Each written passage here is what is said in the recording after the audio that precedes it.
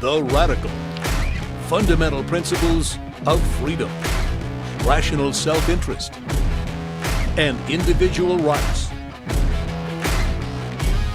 This is the Yaron Brook Show.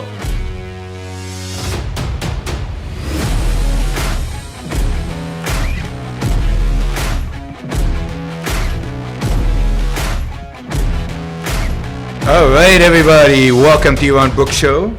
It's been a while. I've been traveling around the world, and I don't know, I think I'm getting old because it's harder and harder for me during these trips to do live streams, the technological challenges, but I think mainly it's just me not having the energy I used to have to be able to do a day long of traveling or day long of presentations and then do a podcast on top of that. So anyway, we're here now, and it's been a couple of weeks since we last did a podcast. A lot has happened. A lot is happening, a lot to comment on, a lot to talk about. We'll be doing a show today. Today is Monday the 8th of April, and we'll do another show tomorrow, Tuesday the 9th of April. Tomorrow's show will be an hour later. It will be 8 o'clock Eastern Time, East Coast time. So I hope you join me for the show today and the show tomorrow. Let's see. I just came back from a trip, 2 weeks in Europe and in Israel. I gave talks in London and Rotterdam. I spent some time in Florence with my wife. Fantastic time in Florence. We'll talk about that. Florence, if you've never been to Florence, put it on your bucket list. It's one of those places you have to be. You have to visit. It is a must in terms of spending some time. It's one of the great, great, great places of all of human history, and it has some of the greatest works of art in all of human history. So that was Florence. I then gave another talk in England, and then from there went to Israel for 3 days, and then landed up the tour in Belgrade in Serbia, where there was a big student conference for which I gave a talk, and then headed back home. It's not easy, I'll tell you. It's not easy to get from Belgrade, Serbia, center of the world, to San Juan, Puerto Rico, another center of the world. So that was the challenge yesterday. Made it here late last night, and here we are. A few things I want to talk about today. I'm also happy to take your SuperChat questions. So SuperChat questions on YouTube. YouTube, press the $ at the bottom and SuperChat me and help support the show. By doing that, you've had 2 weeks where you haven't spent any money on the Yaron Brook Show SuperChat. Now is an opportunity to spend it all. Talking about spending money, just a reminder for those of you who listen to the show, those of you who like the show, those of you who'd like to see the show continue and improve and expand and so on, I encourage you to support the show. Support the show on my website, yaronbrookshow.com/support, yaronbrookshow.com/support. You can also use Subscribe Star. And those of you who are still supporting this show on Patreon, switch. Come on, people. There's about 200 of you who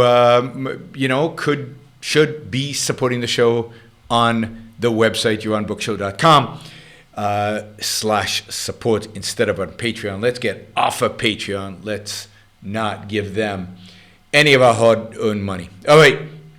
I want to talk about the Israeli elections. They're going to be tomorrow. I have to say, this is the election. I'm more excited about this election than any election I can think of. Yeah, in any election I can think of, really. I mean, it's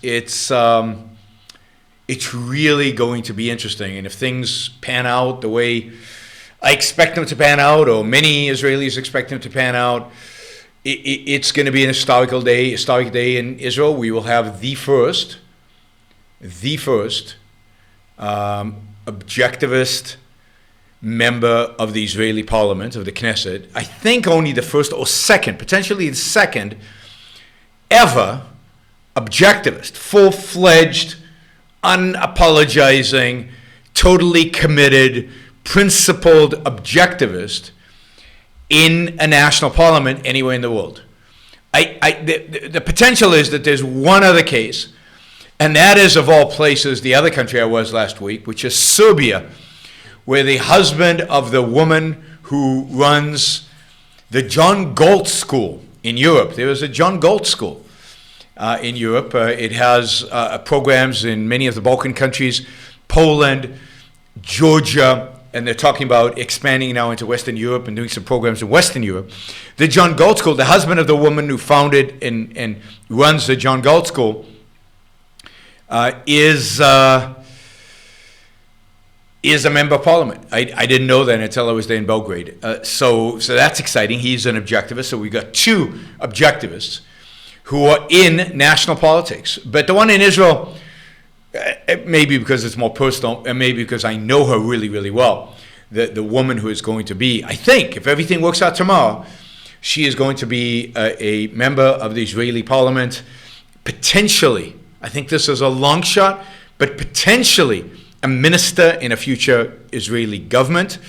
Her name is Libi Molad. Libi, if you're out there, all the best wishes for tomorrow. Libi, I've known Libi for 25 years. She has studied objectivism for at least that long.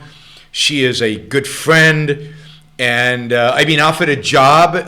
If I want, I could go full-time go back to Israel full-time and advise her, become her advisor in the Israeli Knesset, in the Israeli parliament. It's not going to happen. I'm not going to do it. Don't worry. I'm not doing it. So hopefully they actually win enough seats for Libi to get in. It's a political party. I've talked about this political party before. It's called Zehut. At the top of the ticket is the leader of Zehut is a man who I don't completely trust. He is very religious, and I don't completely trust religious people. He claims to be adamantly for a complete separation of state from church, but I don't completely trust that he is. But within the top 5 people in the party, 2 of them are complete atheists, and 2 of them are committed to free market economics. The other guy, other than Libi, there's a guy who I think is at number 3, who is going to be the candidate of this political party, Zehut, for the finance minister, the most powerful economic ministry in Israel, and is committed to massive reform, reducing business taxes, massively eliminating tariffs. The most important thing you can do to help the economy is to reduce tariffs, particularly in Israel, but also here in the U.S. This is why Trump is so damaging to what's going on economically, but with his tariffs. But really, 2 secular, pro-free market, principled people in the top 5 is pretty amazing. Now, I don't know how many of you know how the political system in Israel works. It's not like the United States. It's not a 2-party political system. It's not a political system that has many checks and balances. It basically has one parliament. And anybody can run to this parliament, but in order to get in order to actually get seats, you have to cross a certain threshold of votes. Now, I don't remember right now, it's 4% or 5%, but you have to cross that threshold. Only if you cross that threshold of votes do you get seats in the parliament. And people don't vote for individuals.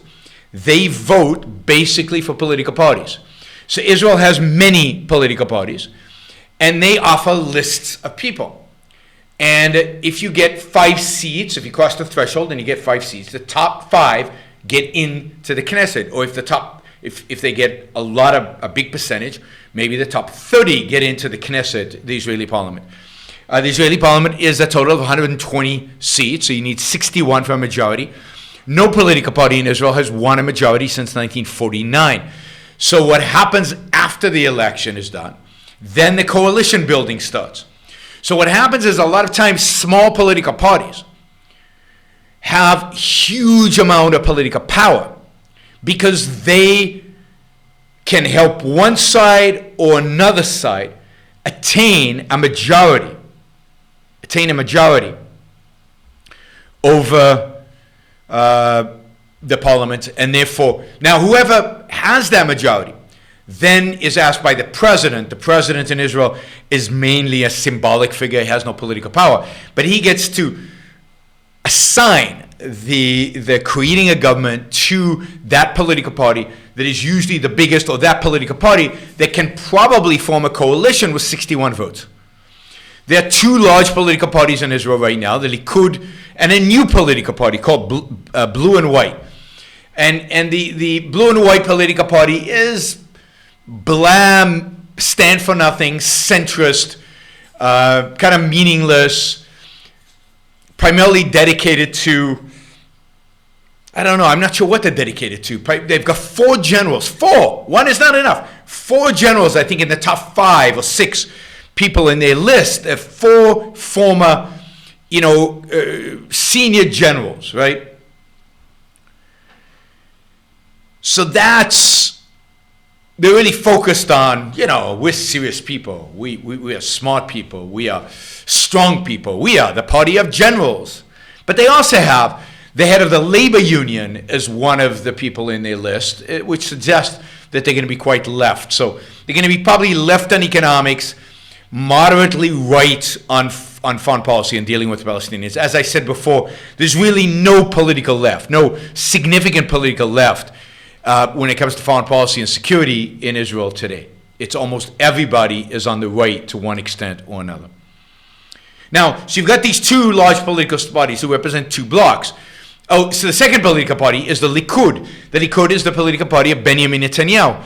Now, I can't stand Netanyahu. I think he is one of the most horrible people I know. He is a power-lusting politician who will do anything and everything to retain his political power. I've never liked him. I don't like what he does as prime minister. He has been a horrible prime minister. He has been weak on foreign policy. He has done nothing to secure more freedom, economic freedom in Israel.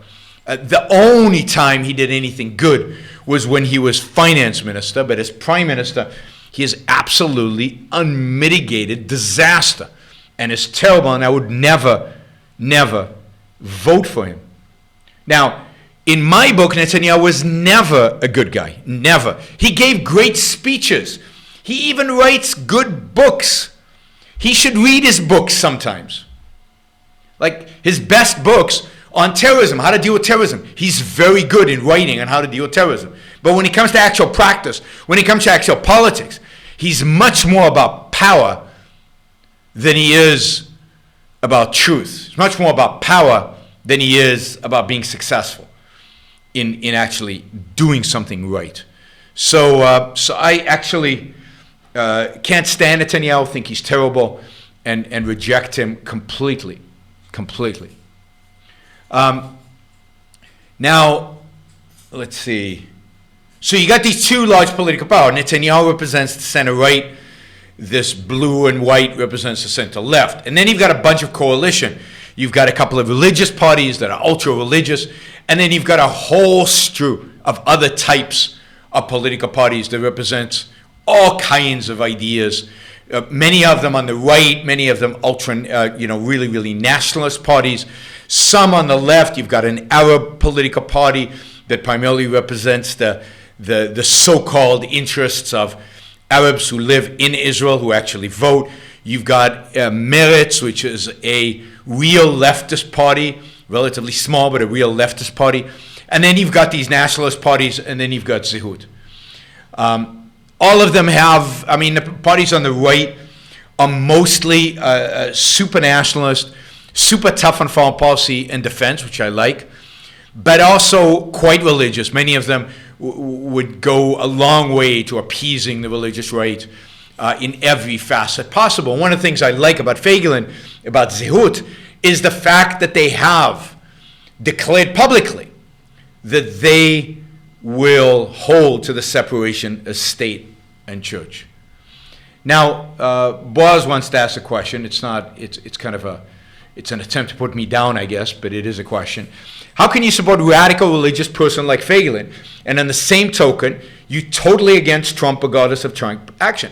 Because Trump, or let's put it this way, Feigelin is religious, but he is committed to me and he is committed in writing that he is for the complete separation of church and state. I don't care if you're religious as a politician, if that religion is not going to affect your policies. Feiglin claims that it will not affect his policies. Now, as I said before, I don't completely trust him. And if it was just Feiglin, I wouldn't vote for him. But given that he has two atheists in the top 5, given that he has an objectivist committed to the separation of church and state in the top 5, then I'm willing to give him the benefit of the doubt and the benefit of what he said. Let me also say this about Zehut, which I think is astounding. Zehut is the first political party in Israel that actually has presented a platform, a detailed book. It's come out as a book. It's a bestseller in Israel. Program of everything that they stand for: economics, foreign policy, education, and on and on and on and on. Policy after policy. And Feiglin, who I've met, is committed to standing on those principles. The book also articulates a principle, and that is the principle of, to some extent, individual rights. The government is there to protect you. The government is not there to feed you and to clothe you and to give you stuff. They've actually articulated a political philosophy. It's not perfect, and the programs are not perfect, but it's as good as you're going to get in the world today. Trump is the exact opposite. Trump is the anti-political program, anti-political principle. Nothing he does, even the good stuff he does he do in the name of an ideal, in the name of anything worthwhile. He is, and we'll see how Feiglin is when he's in parliament, but I hope he is not a liar like Trump is, a pragmatist like Trump is, a loudmouth brute like Trump is. I hope he's better than that. I can't guarantee that he's going to be better than that. We will have to wait and see. But to compare other politicians because they happen to be religious to Donald Trump, and to say, well, because the one's religious, the other must be better, is ridiculous. Now, for example, if Ben Shapiro, who I have a lot of problems with, and maybe we can talk about Ben Shapiro's book in a minute, Ben Shapiro I have a lot of problems with, I would vote for Ben Shapiro over Donald Trump in a heartbeat. In a heartbeat. Because with all my problems with Ben Shapiro, he's not, he doesn't conduct himself as an authoritarian. He is not as brutish as Trump is. And he's not as, offensive as Trump is. And he is not as divisive and destructive as I think the Trump presidency has been. So, and on economic issues, he's much, much better. So, Shapiro is very much like this Feiglin guy, although I think Feiglin is actually mildly better, potentially. We'll see. We'll see. But, who would you vote for, Trump or Shapiro? I mean, I would, at least, in spite of his religion, and I'm not saying Shapiro is an ideal candidate. I don't know of anybody in politics who's an ideal candidate, and I'd have to fight Shapiro tooth and nail on things like abortion. But, I mean, there's no comparison in terms of human being, and I, for one, and I know this is unpopular, I, for one, think character is incredibly important. Character of a president is incredibly important, and, the kind of human being you are. And I think the kind of human being Trump is, I've said this many, many times, diminishes the significance of the presidency and is going to do long-term, dramatic, significant harm to the presidency. So, all right, there you have it. Let's not make, I guess we're going to make this about Trump because everybody's asking about it. If Trump was best president supporting Israel, recognize Jerusalem, Golan Heights, is Trump the best president? Withdraw Iran deal, impose sanctions on Iran, cut funding to a Palestinian Authority. I mean, Trump has done a lot of good things supporting Israel. Will that help Israel in the long run? And I know all you care about, it seems, is the short run. You want to add up policies and equal best or good or give him a grade. And I don't look at it that way. I look at the presidency as a whole. And I look at what I believe, I don't know, can't predict the future, what I believe will be the long-term implications of that presidency. Now, the question here is, will Trump, having done all these things for Israel, play out in the long term as good for Israel or not? And I'm not convinced. I'm not convinced at all that it will be. I'm not convinced at all that these things will, or will these generate such a backlash that that Israel will be in a worse state in the long run. But as independent actions, there's no question that all of these are good for Israel. It's just sad that it was Trump who did them. You know, that is what makes them, I think, much more, tentative, much more likely to be overturned and turned upside down. I don't think, I don't think Trump doing them in the end, I don't think will help Israel. And with regard to Iran, we'll see. We'll see what happens with Iran. We'll see if any of this is actually going to truly hurt Iran and hold them back. I hope so, but I'm not 100% convinced. And we'll see what kind of support Israel gets when things heat up, when the next war in Gaza happens, when the next war in the Palestinian in Lebanon happens, which I think is going to happen in the next few years. We'll see what kind of support Israel gets then. Maybe it'll be all out, but I doubt it. Let's see. Yeah, I mean, again, the way I evaluate Trump and the way you guys evaluate Trump is different. I said this during the campaign. I don't add up actions and more positives than negatives, and therefore it's a positive, more specific, concrete actions. I look at the whole, at what is conveyed philosophically by a particular individual. And I don't believe that the whole of Trump's presidency is good for anybody. I think it is a disaster. As I've said before, I think it'll go down as one of the most destructive presidencies in American history, taken as a whole. Yeah, cutting corporate taxes, good. Getting out of Paris Accord, good. Treating Israel, good. And then we can have a list of bads, and I don't know how to add up the goods and the bads and weigh them each and figure it out. But if you look at a whole, if you look at the character of the president, if you look at his philosophy or lack of, his total absolute commitment to pragmatism, if you look at his attitude towards the truth, if you look at his attitudes towards the press, if you look at his attitudes towards business, I think everything is a net negative.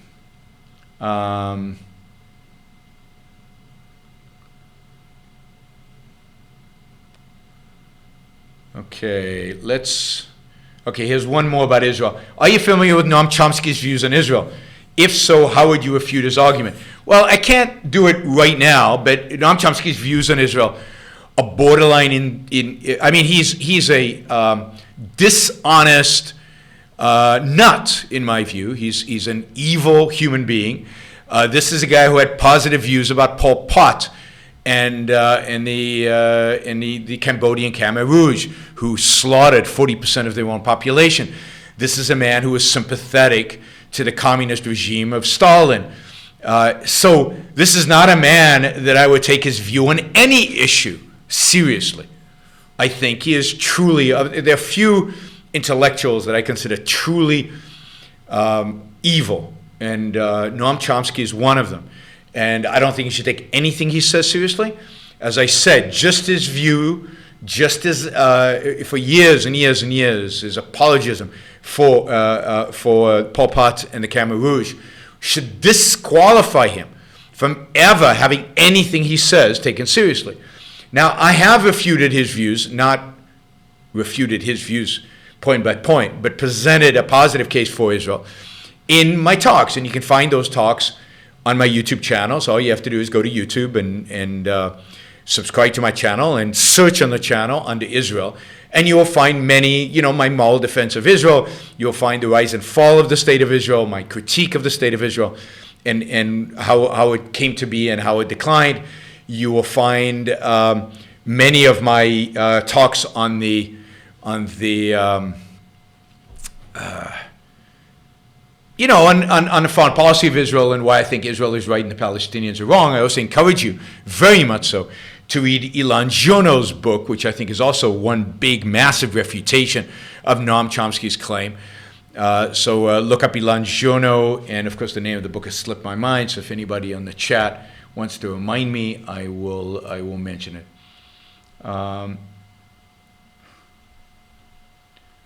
Yeah, I mean, Greg on Facebook, regarding my point about Trump. I mean, he says, how can he count actions anyway? How does one enumerate? Is Trump's Korean policy 1 or 2 or 5? And how do you weight it? Do you weight it more than Israel policy or less than his Israel policy? What is more significant? The book by Ilan Jono that you should all read if you're interested in Israel, if you're interested in refuting particularly if you're interested in refuting the ideas of Noam Chomsky. The book is called What Justice Demands. And absolutely, Greg is right. I mean, it's not just how many actions do you count. How much weight do you put in it? Is one surrender to North Korea by capitulating to them by going to meet with a monstrous dictator murdering thug? Is that worth 2 moving embassy to Tel Aviv from Jerusalem? Is it worth 1? Is it the same weighting?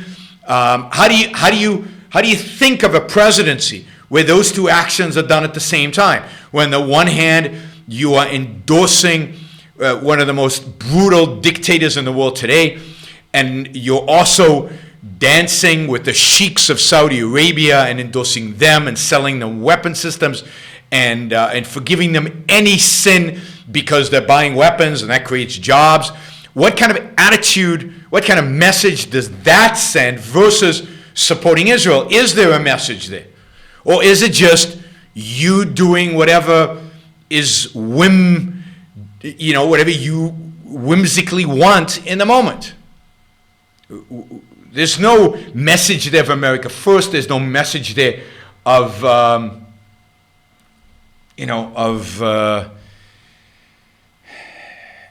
actually fighting the bad guys. So you support the good guys and you support the bad guys and you don't support other bad guys, but there's no coherence. It's a complete mishmash. It's a complete nonsensical foreign policy which we've engaged in. You're soft on the Russians. You lambaste the Chinese over trade, which is again part of foreign policy. It's just nonsensical, and it's total pragmatism. It's total non-principle. And to compare that to a person who at least and think about the campaign he ran and the nonsense he said during the campaign and the way he ran the campaign and the style of the campaign and the content of the campaign and his ugliness, his calling Carly Fiorina what he called her, going after Ted Cruz's father, going after just the way he conducted the campaign. All of those things you add up. And then you compare him to a political figure in Israel, yes, who's religious, but who argues for the separation of church and state and comes out with a whole manifesto arguing for freedom and liberty for individual Israeli citizens. Not my manifesto, not an objectivist manifesto, but a liberal, classical liberal manifesto, as close as we're going to come in our lifetime probably to a declaration of government policies that are good. And you're going to compare the two? Come on, give me a break. Now, if this political party turns out to be rotten, it turns out they don't do what they say and they don't fulfill it, then I won't support them anymore. But I'm giving them the benefit of the doubt for now. And again, if you're in Israel, if you live in Israel, if you're listening to the show tomorrow in the elections, and I don't do this, and I'm not doing this as a spokesman for the Ayn Rand Institute, so let's be clear.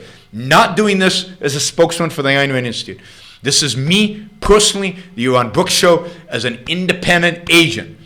I encourage you not to vote Likud, not to vote Bibi Netanyahu, who is a horrible, power-lusting individual who's now under indictment for fraud and who knows what else.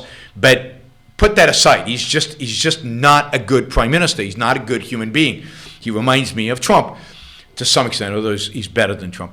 Don't vote for the Likud. Don't vote for other right-wing parties who don't advocate for freedom, who don't advocate for free markets, who certainly don't advocate for separation of church and state. Vote for Zehut. And again, I'm saying vote for Zehut not as the chairman of the Ayn Rand Institute, but as me, Yaron, and a podcaster who hopefully some of you at least respect. Don't give the existing political power structure in Israel more support. Shake it up a little bit. Bring somebody new in.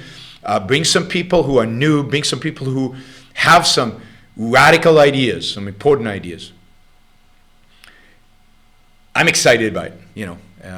We will see tomorrow if my excitement has a basis, but I am very excited about it. Let's see if there are any other Israel-related questions before I go to some other questions. Okay, here's an interesting question. Why is North Korea more stable than Venezuela? This is a foreign policy question. Why is North Korea more stable than Venezuela? Well, what do you mean by stable? The reason North Korea is more stable than Venezuela is because Venezuela has more freedom than North Korea. Venezuela is more open than North Korea. Venezuela has a more open society. People come in, they go out. People can see television from foreign countries. Foreign reporters can go into Venezuela and report on it. So Venezuela has never been a totalitarian state. And it's interesting. There is a difference between authoritarianism and totalitarianism. China has been since, I'd say for the last 30 years, authoritarian, but not totalitarian, although it might be moving in the totalitarian direction. North Korea is totalitarian. Venezuela is authoritarian. The difference is that totalitarian, totalitarian means that the government controls everything. Total control over society. It controls every aspect of the economy, not just some aspects of the economy. It controls every aspect of your personal life.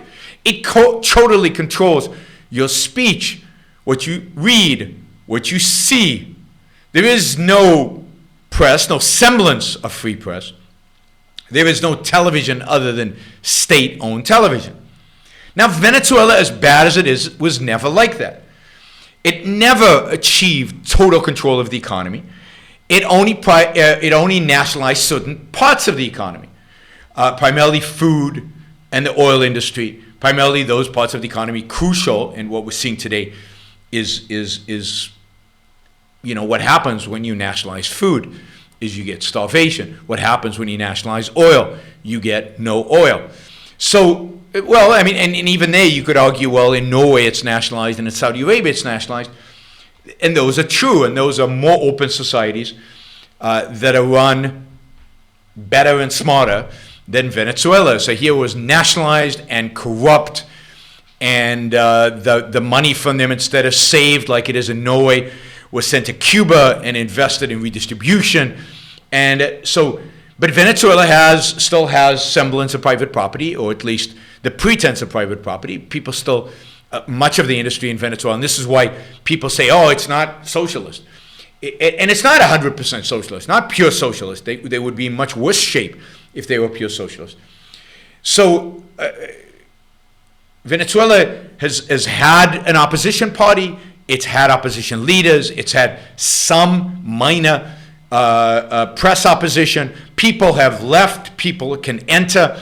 Venezuela, in spite of its socialism, is an open society. North Korea, on the other hand, is completely closed. You can't enter, you can't leave. The government controls everything, every aspect of production, every aspect of employment, every aspect of education, every aspect of what you read and what you see. Everything is totally controlled by the North Korean government. Now, the consequence of that is that North Korea, in spite of being more stable, whatever the hell that means, is far more deadly, far more destructive to human life. So North Korea, millions of people have died of starvation, but there's no press to cover it, nobody to see it. Nobody can go out into the streets and demonstrate against it.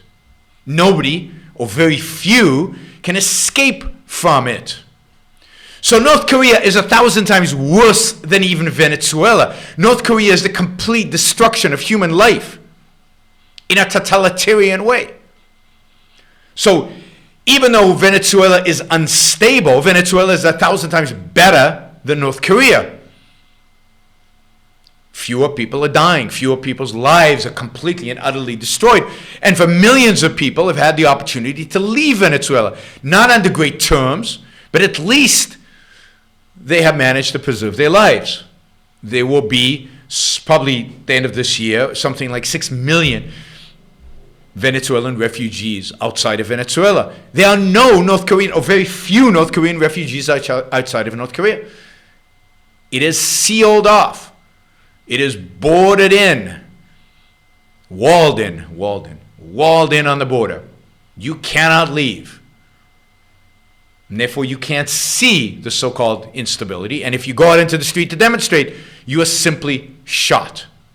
So it doesn't last very long, the demonstration. All right. Would Silicon Valley exist without Ayn Rand? I mean, that's a tough question because it's hard to do a parallel universe. It's hard to figure out what would happen if. Ayn Rand did exist. Ayn Rand did inspire not only Silicon Valley, but inspired, I think, the economic change that happened in the United States in the 1980s that brought capital to Silicon Valley and therefore made Silicon Valley possible to a large extent. Without the more positive attitude towards capitalism that I think she, and to some extent Milton Friedman, brought to the United States in the 1960s and 1970s, who knows where America today would be. But more than that, Ayn Rand has inspired dozens of Silicon Valley entrepreneurs, many of them ones who went on to create some of the most successful companies in Silicon Valley and to change the world in dramatic ways. Could they have done it without the inspiration Ayn Rand provided them? I don't know. I just don't know. You know, the rumor has it that Steve Jobs was inspired by Atlas Shrugged. How much? To what extent? Would he have done the same things that he did without it? I don't know.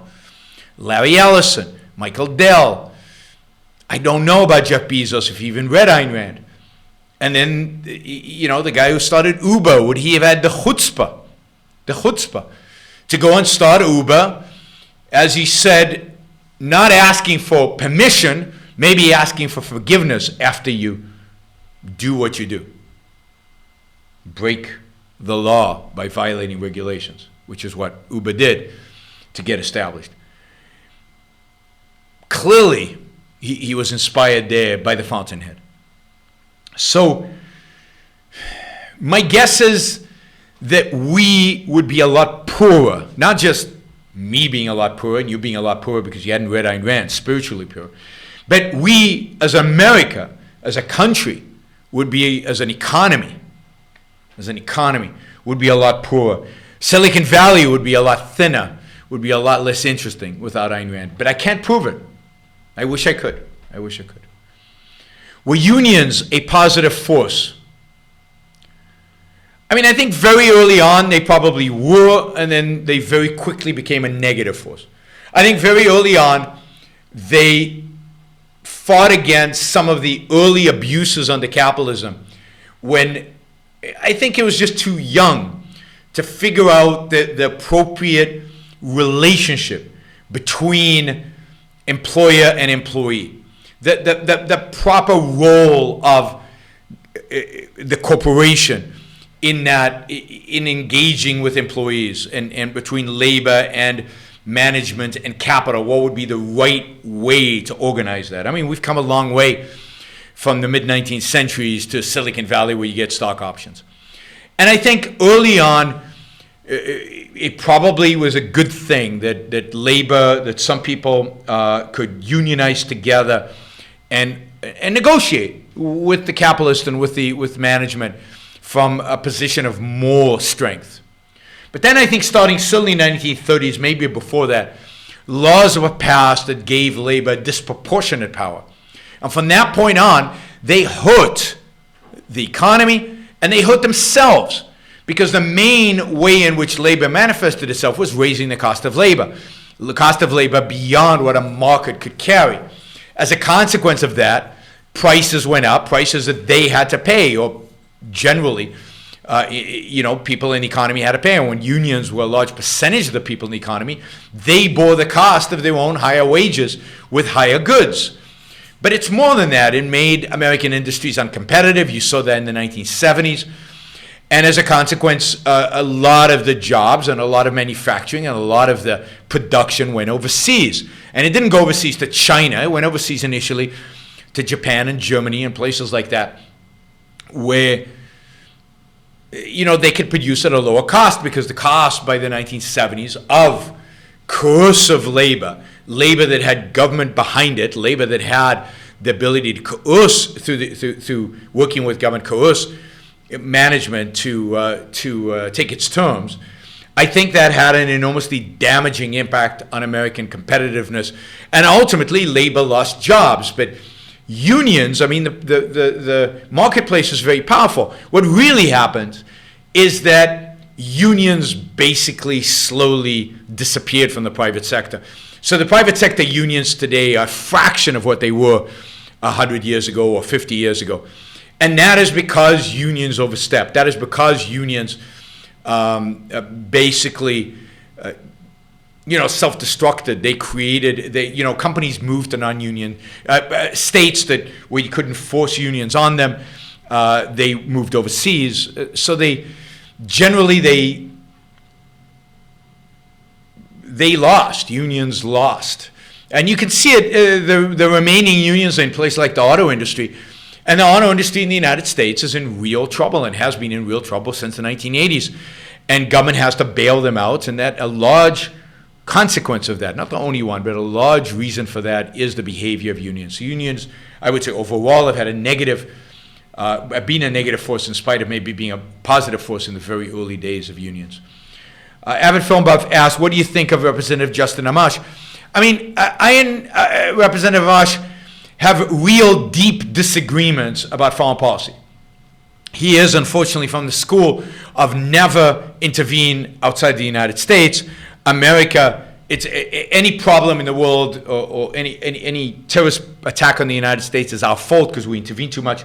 They're kind of the Ron Paul school of foreign policy. However, beyond that, he, I think, has been excellent. And I have to say that he has impressed me tremendously, particularly with regard to his stand against Donald Trump. Whenever Donald Trump says or does something that Amash thinks is anti the Constitution or is anti-free markets or is anti-freedom more broadly, Justin Amash will stand up against him. He has voted against Trump on many occasions. He complains about spending constantly. He recognizes the evils that this administration commits on a regular basis, and at a vast, major political cost. The Trump administration will do anything, and the Republican Party will do anything to get rid of Justin Amash in future elections. He will face unbelievable competition, and they will do everything they can to kick him out of the Republican Party. But I have to say, of all the politicians out there in the House of Representatives or in the Senate, I have found Justin to be the most principled of all of them. And I think much better than a Ron Paul of the past. Justin Amash is not groveling before Putin as Ron Paul has. And Justin Amash is not apologizing for Maduro. I don't know if you know this, but Ron Paul, somebody I warned you all about during the 2012 election, somebody I opposed in 2008 and in 2012, and I always thought was a massive negative force within the Republican Party. Ron Paul is now an apologist for the Maduro regime and has come out and said that Maduro is the constitutionally correct government in Venezuela. And it's just unbelievable that somebody who claims to be pro-free markets, who uses the term libertarian, which is proved to be meaningless, but from the word liberty, is standing with the Venezuelan regime against the opposition. And against the kind of sanctions that the United States is imposing in Venezuela, which I think are just and right, and against intervention from its neighbors. And I think at some point it makes complete sense for Colombia and Brazil to intervene militarily in what's going on in Venezuela, given the refugee crisis that they face. This is imposing a clear cost on them, and they should go in and clean house in Venezuela.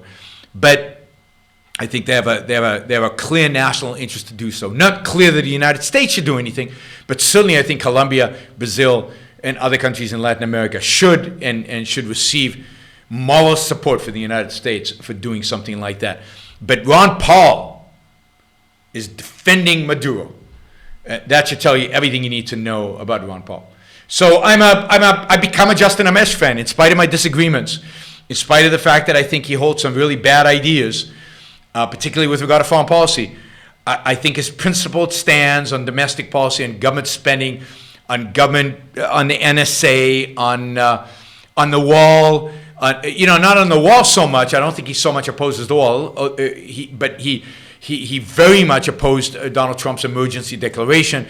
He is consistent. He opposed Obama when Obama abused executive orders, and he's opposing Trump when Trump abuses executive orders. So good for Justin. I think the Republican Party would be a far better Republican Party if there were more Justin Amash's within it. All right, let's see.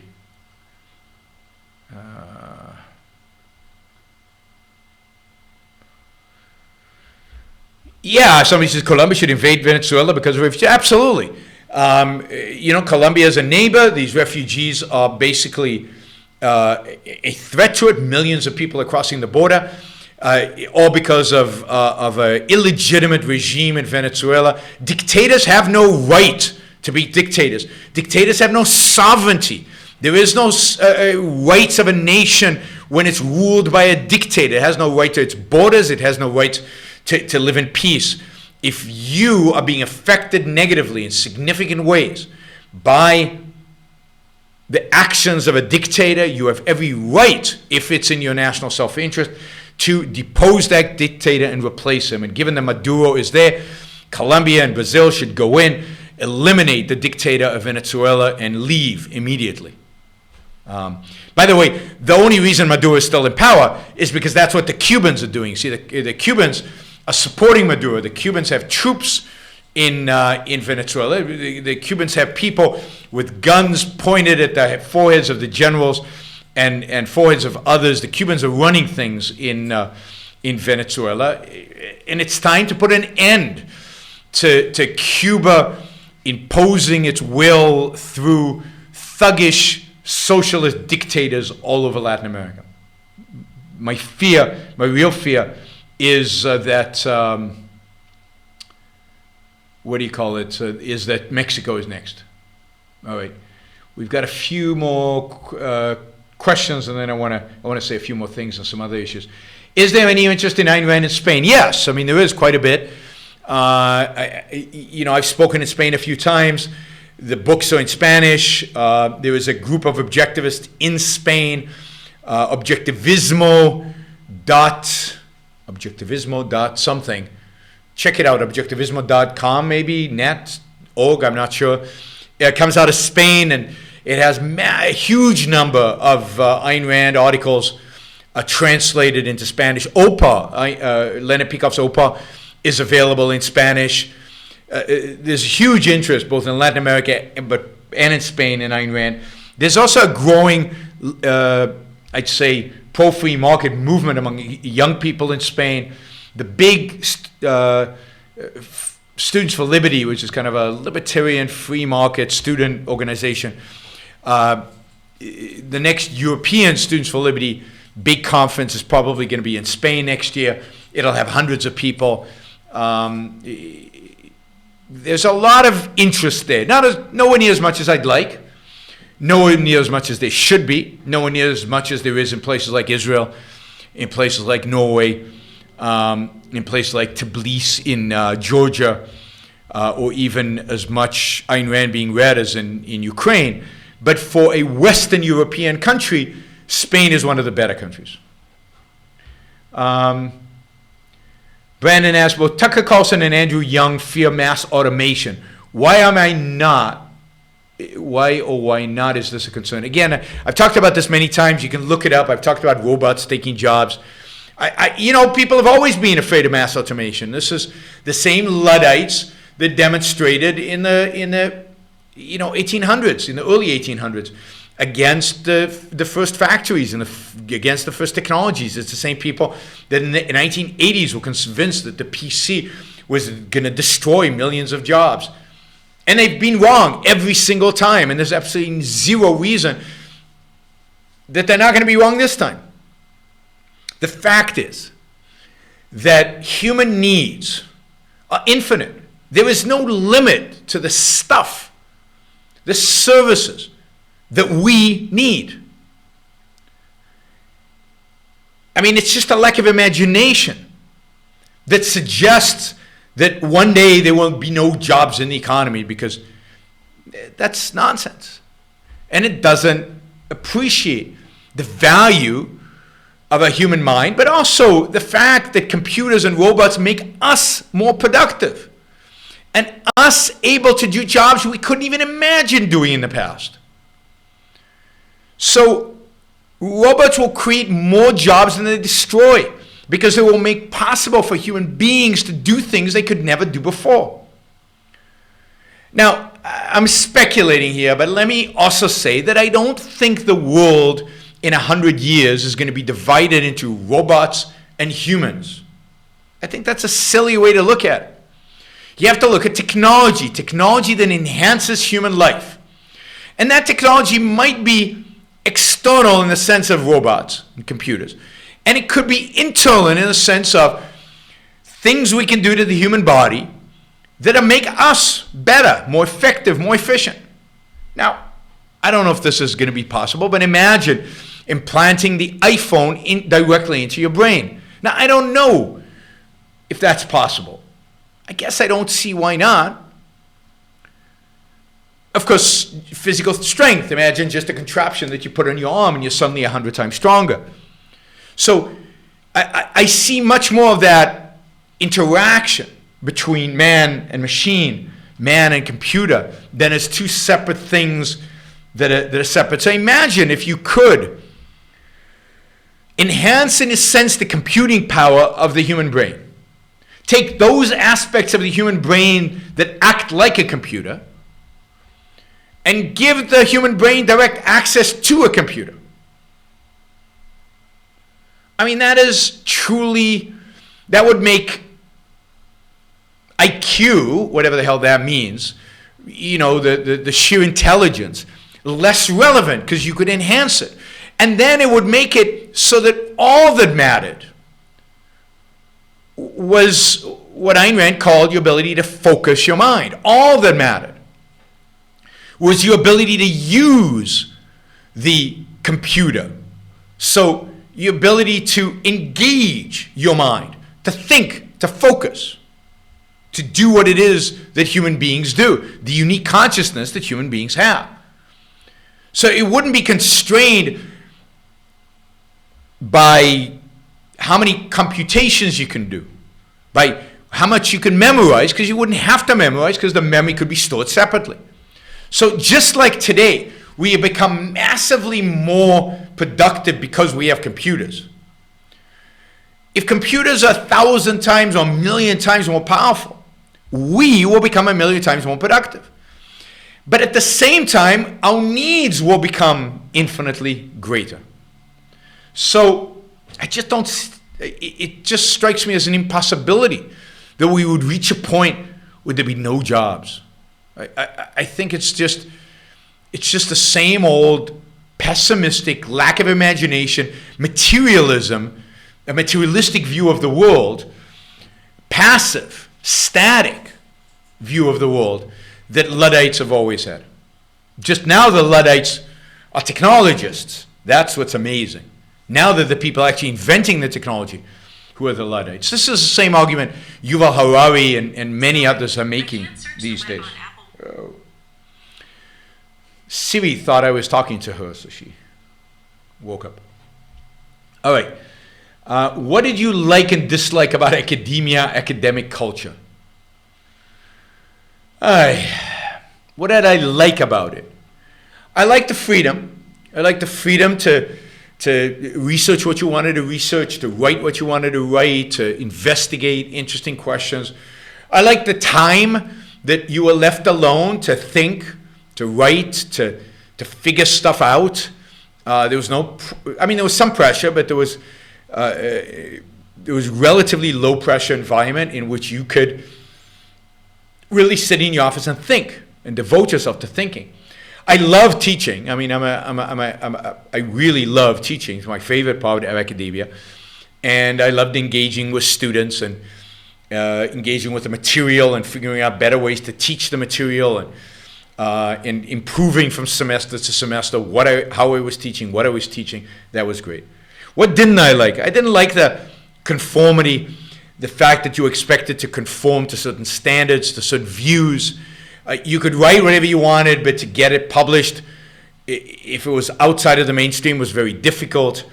The people who decided your tenure were people who wanted people like them to be tenured professors, not people who were different than them. The people who decided to accept your publication in the journal were people who didn't want to shake up the status quo, particularly. So the other thing I didn't like was the sameness of it. That is, you taught the same courses over and over again. And it wasn't for me at the end of the day. I'm too much of an entrepreneur, I think, at heart. Too much of I want change. I want constant change. I want risk. I want to do different things. I don't like routine. I don't like doing the same things over and over again. I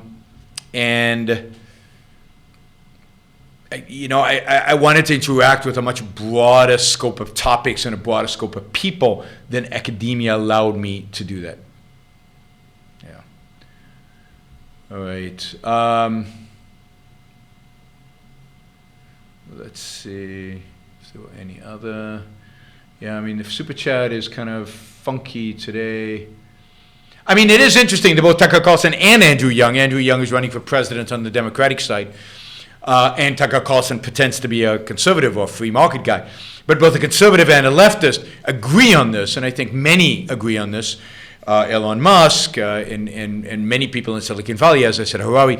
But it's a topic that unites the left and the right because they both lack both understanding of economics, understanding how jobs are actually created, understanding of human nature, and understanding of how technology actually enhances human life in a direct way and actually enhances human productivity.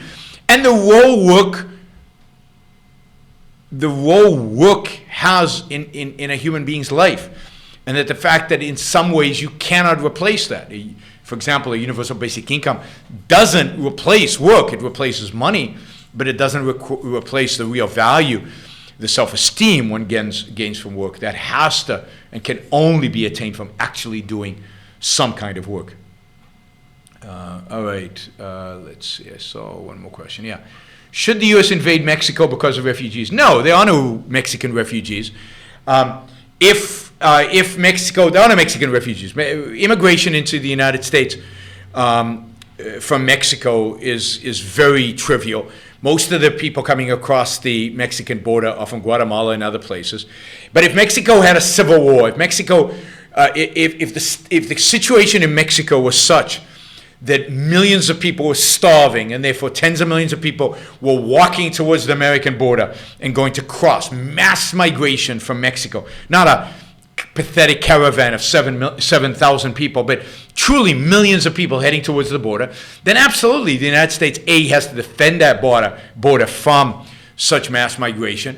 But more importantly, it has to change the conditions that drive those people to do it. And I think it would be under, if the regime in Mexico was an authoritarian regime, if the regime in Mexico was causing the starvation of the Mexican people, if the regime in Mexico was causing the economic situation whereby millions and millions and millions of people were walking towards the border, then yes, I think it would be completely legitimate of the United States to invade Mexico and replace that regime and then leave. Now, that also assumes that the United States would know what to replace the regime in Mexico with. And unfortunately, the American government has shown no ability and no knowledge of how to do that. it typically puts in regimes that are worse than the ones they replaced. So, they might kick out a socialist and put a communist in his place or a fascist in his place, who knows. But absolutely, I think that it is fine to invade a country when that country poses a threat to you. And I think mass migration, I don't talk about what's going on today in the southern border as mass migration, but mass migration of potentially tens of millions caused by specific government policies that are anti-freedom, anti-liberty, anti-individual rights, and are driven by an authoritarian government, absolutely is a legitimate cause for invasion. Now, the massive numbers of people leaving places like Guatemala and El Salvador and places like that to emigrate to the United States is primarily caused by American government policy. That is, America is the one destabilizing Latin America, and much of Latin America, primarily Central America, and to some extent Mexico itself, has been destabilized by American policy. So the first and foremost thing America has to do is change the policy to stop destabilizing these countries. Not because of the immigration, but because it's a damn travesty. It's a goddamn travesty that the United States is doing what it's doing. And here are the primary policy that the United States is engaged on, that is creating destabilization of Central America and creating the situation in which people cannot live in these countries, is the war on drugs. The war on drugs is causing the murder of tens of thousands of people, is leading to the rise of massive gangs. I mean, people talk about, what is it, MS-13 or whatever it's called. MS-13 would not exist if not for the drug war. These gangs, these violent gangs that have huge quantities of money, are supported, financed, made possible by the war on drugs. And it is the war on drugs that is making places like, they have bad governments as well. But what makes it impossible to live in these places, what makes it reasonable to view them as refugees, is the violence that these poor people are encountering in their own country, because the United States, in spite of massive demand for these drugs from U.S. citizens, has banned them and has gone to war against those that supply them, which drives up the cost, drives up the profit motive, makes thugs, mafias possible and rich, and establishes and creates gangs. So one of the ways to stop, if you don't like the immigration from Latin America, one of the ways to reduce it significantly is to stop the war on drugs, and therefore to make life in Guatemala nowhere near as bad as it is today. At least when it comes to direct violence, when it comes to the fact that you cannot raise kids without the fear of them being killed by gangs or joining violent gangs that control the streets and control whole neighborhoods. Gangs that are only made possible because of this demand for drugs in the United States and the United States government policy of denying suppliers access to the market. So if you care about Latin America, then if you care about the massive numbers of deaths that are occurring all over Latin America, including Mexico, then the number one most important policy would be to legalize drugs. I don't legalize drugs because I care about drug users.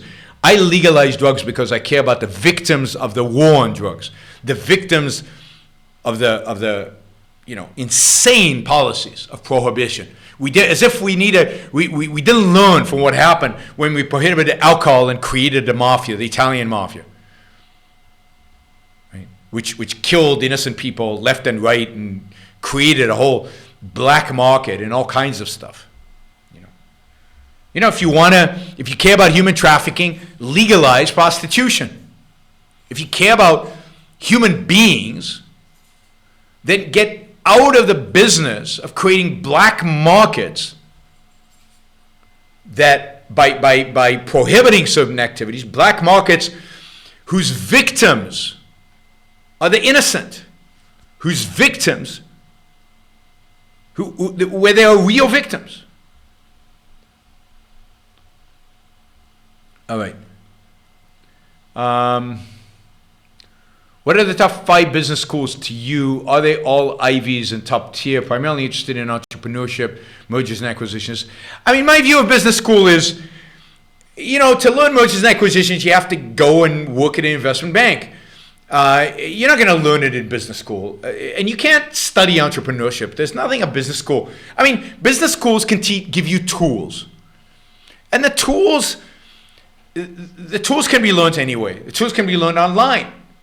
So what is a business school? A business school, particularly for an MBA, is a diploma. It gives you standing. People recruit from particular business schools. So for me, the top 5 business schools are the top 5 business schools as rated by the people who rate business schools. And the top 5 business schools that the top investment banks and the top employers view as the top business schools. I'm not that concerned about what they teach because, I don't think most of them teach incredibly valuable stuff.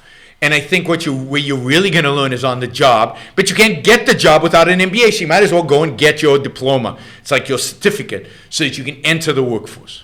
I don't think in a rational society there would be as many business schools, there would be as many people studying MBAs, or there would be that much attention paid to who is at the top and who is not. There would be, and what constitutes the top would be different. Take Wharton, which is considered one of the top business schools, and I'm sure you study the stuff that you study well, but it's also massively corrupt in a sense of teaching corporate social responsibility, stakeholder capitalism, altruism, hatred of the profit motive. And I think most business schools teach that crap. But you know what? I'd go there if I wanted to get a top job at a top company, at a top place. And again, if you want to be an entrepreneur, go be an entrepreneur. You're not going to learn entrepreneurship. Entrepreneurship is not something to be taught. Entrepreneurship is to be done. You can learn certain skills like accounting and finance and some ideas about how to manage people. But I'm not sure that the Ivy Leagues or the top schools have any advantage in teaching that. What they do have an advantage is in getting you a better job. And that's the only reason to go to them. All right. 2 last questions, I think. Brexit is depressing. Have bank badgers stage a coup? Why different versions of Brexit? Exiting with WTO rules seems more true to the vote than any other option. Yeah, Brexit is depressing, but look, I predicted this. I warned you that they would mess it up. Brexit was always problematic. Because why are you Brexiting? What is the goal? What is the purpose? Is there agreement about the goal? Is there agreement about the purpose?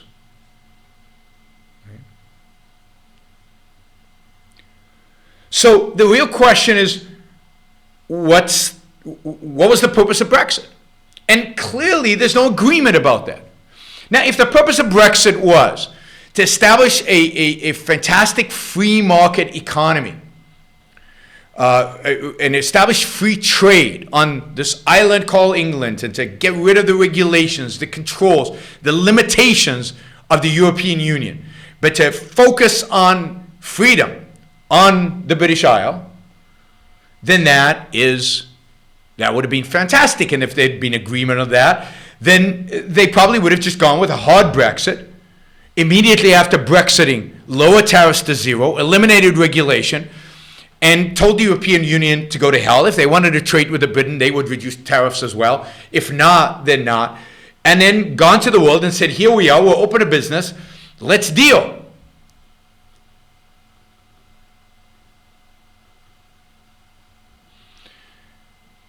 But that's not what happened, right? That's not what happened. You had a referendum, a non-binding referendum, one that the government took seriously and decided to act on. The referendum, people voted in the referendum for a variety of different reasons. It was leave Brexit, but it wasn't clear why. So some people voted because they didn't want immigrants. And you might think it's Muslim immigrants, but speaking to people there, most of the people didn't want Polish immigrants because they didn't want competition for their jobs. So a lot of people voted because they didn't want immigrants. Some people voted because they wanted something called sovereignty. You know, this is like, you ever see Braveheart, the movie Braveheart? I mean, the things about that movie I like a lot. I think it's a clever movie in many respects, but the thing about it that I hate, and one of them is that people think it's a pro-freedom movie. But the movie has nothing to do with freedom. Nothing. When Mel Gibson yells freedom and they all rally around him, freedom, what are they talking about? It's not the freedom I mean, I don't know about you guys, but I mean, which is freedom from coercion, the ability to live free of coercion, the absence of coercion. No, to them freedom means we want a Scottish king, not an English king. We want to be ruled by somebody who is Scottish, not English, as if there's a difference. We want to be ruled by somebody who has, I don't know, 77% of our genetic makeup instead of 80, instead of 53. You know, the whole thing is stupid, right? We want to be ruled by a local king, not a king far away. That's not freedom. That has nothing to do with freedom. That's about independence from a crown by establishing your own crown. So what's the validity of that? Crown is a crown is a crown. Authoritarianism is authoritarianism is authoritarianism. Lack of freedom is lack of freedom is lack of freedom. Why does it matter if it's imposed by your own kind or by somebody from 200 miles away in England? Evil England. Drives me crazy. So Brexit is about sovereignty. We want to be ruled by people in London, not ruled by people in Brussels. But if you're being ruled, if they're going to do the same things to you, or maybe even worse, who knows, then what is the value of it? So, I mean, I was mildly for Brexit, only in that it gave Britain the opportunity to become better. It gave Britain the opportunity to do the right thing. Because I think the European Union is a mess, is a disaster, is moving in the wrong direction, and is ultimately going to take down all of Europe, right? So you want to leave. You want to leave to have the opportunity to become more free than the European Union. But that's not what's going to happen. And I said this when it passed. I said I'm for it if they do the right thing, and the probability of they doing the right thing is very close to zero. Because the people who voted for it were not voting for anything coherent, for not one policy.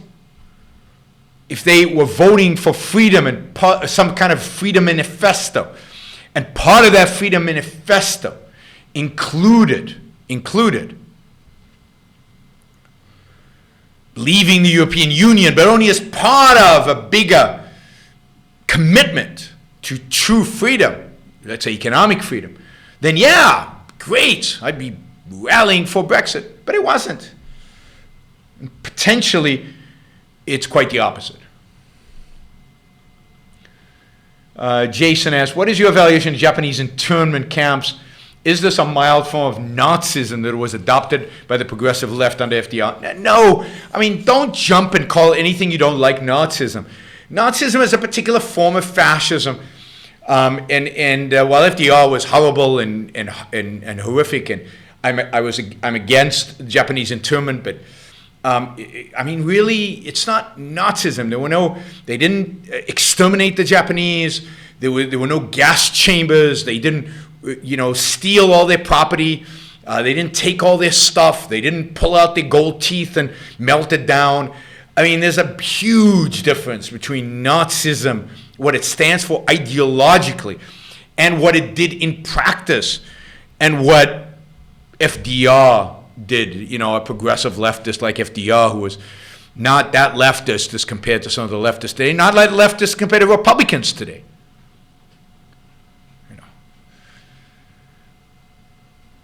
You know, he was probably less of a leftist than Republicans are. Republicans are probably to the left today of FDR on most issues with regard to economics, as bad as FDR was, and he was terrible for at his time.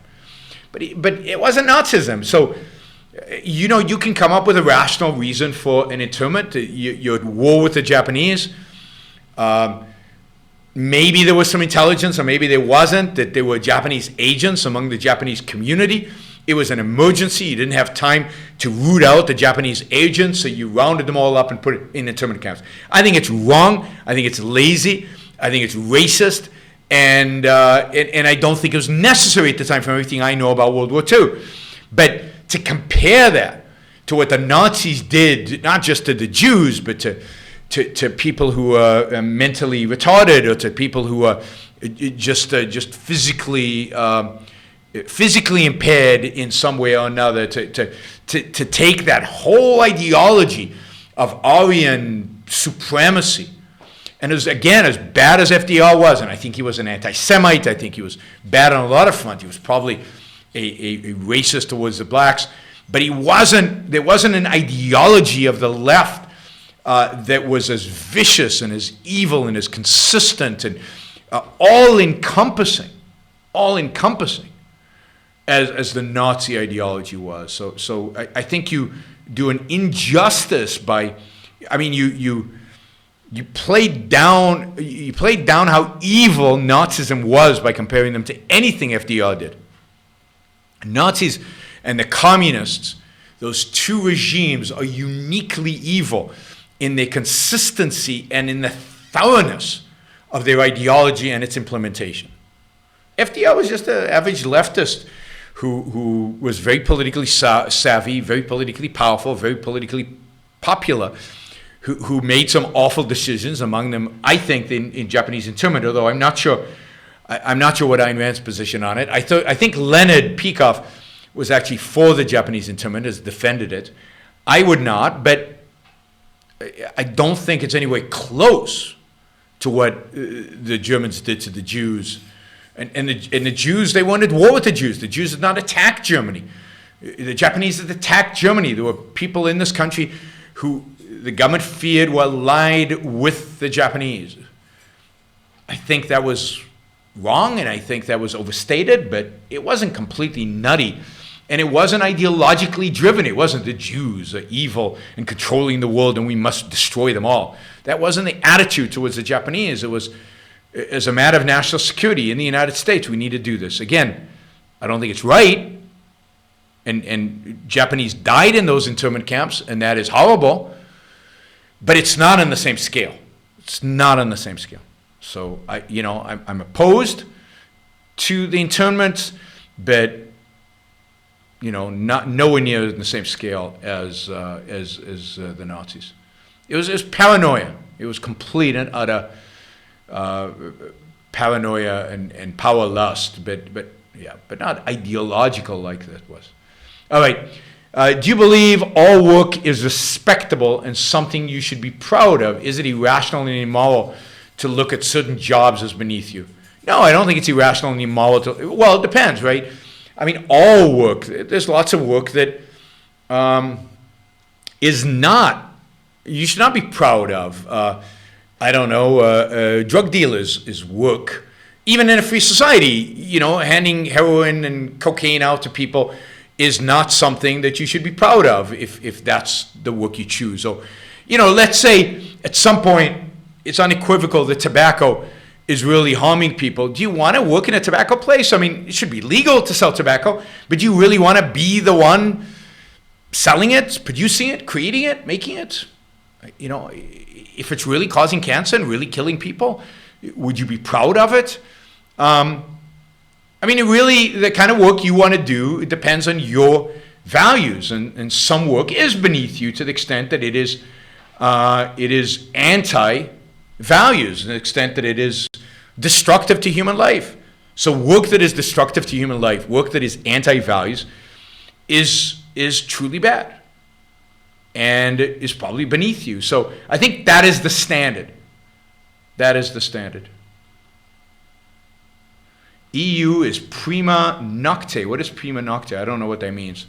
You guys sometimes are more sophisticated and smarter than I am, certainly with the use of words. So put in the comments what I assume on its face evil or something like that. But, you know,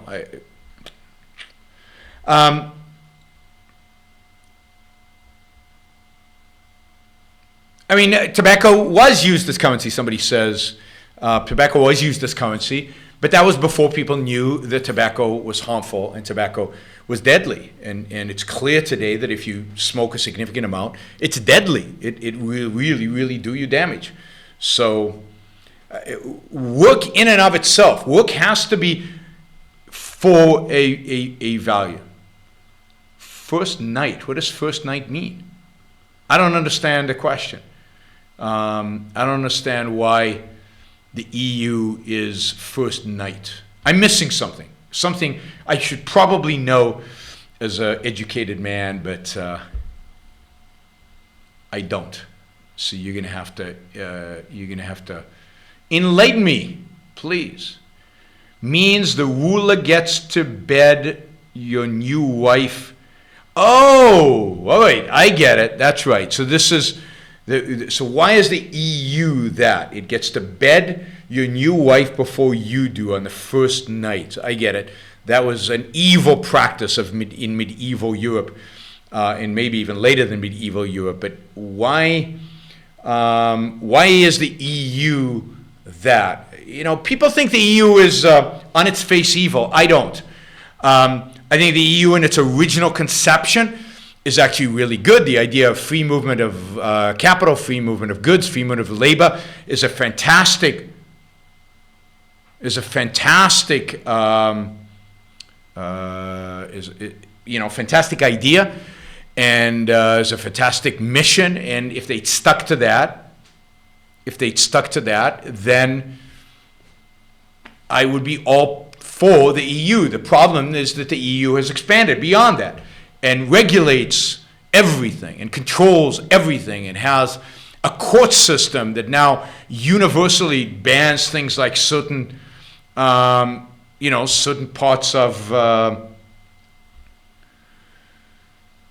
free speech. So it's now restricting free speech and everything. So, I think the EU has evolved into something really bad, but its core, the idea of free movement of capital, goods, and labor is so valuable that you should think twice, 3 times, 4 times, 5 times before abandoning it, because those are massive values, economically, culturally, socially. They're massive, massive benefits. All right, I think that's going to be it. I wanted to get to some other topics, but it's already almost an hour and a half in. Thank you for all the super chat questions. That I think we did well today with the super chat. I encourage you to join us tomorrow. I'll be answering questions from the survey we did. We surveyed those people who support the Yaron Brook Show. You can, of course, support the Yaron Brook Show on yaronbrook.com, yaronbrookshow.com/support. And thank you for those who already support. I encourage those who don't to become supporters. But part of the perks of supporting the show is that you get to vote on topics that I cover. Tomorrow, I will cover some of the topics that you guys supported. I will also try to cover some of the topics that I thought I would get to today. I was going to talk more about Europe. I was going to talk about the border situation. Afghanistan, 3 soldiers were killed today. 3 U.S. soldiers were killed today. What a travesty. Turkey getting weapons from the Russians. There's a lot of stuff going on in the world that's interesting. And then there's, of course, the whole thing that's going on with the Democratic Party and the Democratic presidential campaign. By the way, you can look this up, but Bernie Sanders today, yes, came out against open borders as usual. All right, thanks everybody. I will see you tomorrow. Don't forget to support the show, yaronbrookshow.com/support. And don't forget to share this video and subscribe to the Yaron Brook channel on YouTube. Bye, everybody.